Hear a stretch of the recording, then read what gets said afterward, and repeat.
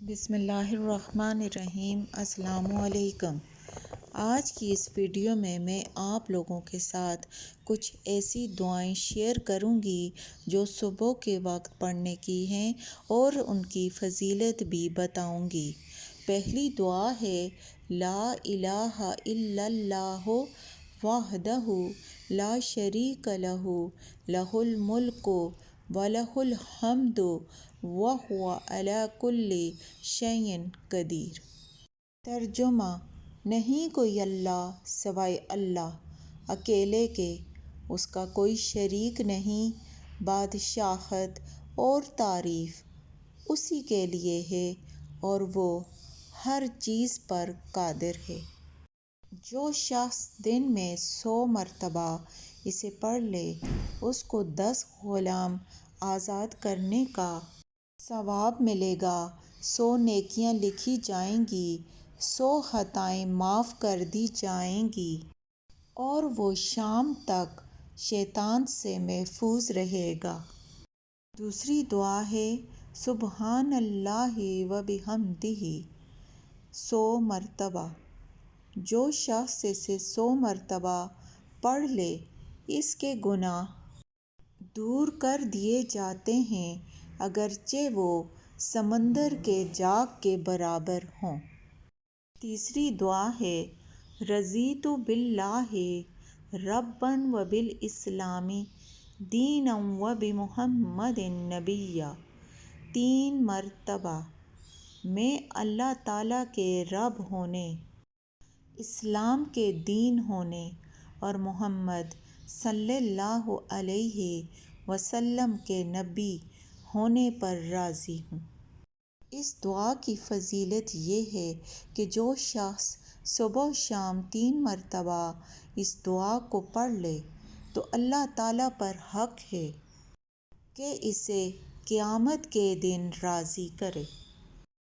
اگلی دعا ہے بسم اللہ الذی لا یضر مع اسمہ شیء فی الارض ولا فی السماء وہو السمیع العلیم 3 مرتبہ۔ اس دعا کو آپ نے صبح شام 3 مرتبہ پڑھنا ہے۔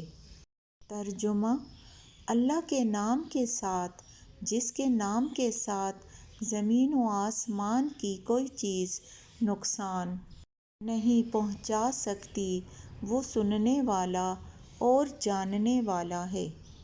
اس دعا کی فضیلت یہ ہے کہ جو شخص صبح کے وقت مندرجہ بالا دعا کو 3 مرتبہ پڑھ لے تو وہ انشاءاللہ شام تک بلائے ناگہانی سے محفوظ رہے گا۔ نیکسٹ دعا ہے یا حی یا قیوم برحمتک استغیث واصلح لی شأنی کلہ ولا تکلنی الی نفسی طرفۃ عین ابدا۔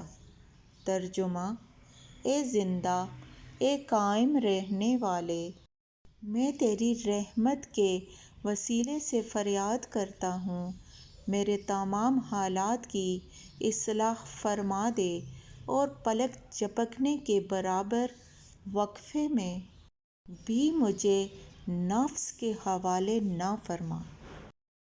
نیکسٹ دعا ہے سبحان اللہ و بحمدہ عدد خلقہ ورضا نفسہ وزنۃ عرشہ ومداد کلماتہ۔ اس دعا کو 3 مرتبہ پڑھنا ہے۔ ترجمہ: اللہ پاک ہے اور وہ اپنی حمد کے ساتھ تمام عیوب سے منزہ ہے۔ اس کے لیے حمد ہے، اس کی مخلوق کی گنتی کے برابر، اس کی ذات کی مرضی کے مطابق، اس کے عرش کے وزن کے برابر اور اس کے کلمات کی روشنائی یا شمار کے برابر۔ اس دعا کی فضیلت یہ ہے کہ جو شخص 3 مرتبہ ان کلمات کو پڑھ لے تو یہ صبح کی نماز سے اشراق تک مسلسل ذکر کرنے سے زیادہ وزنی ہوں گے۔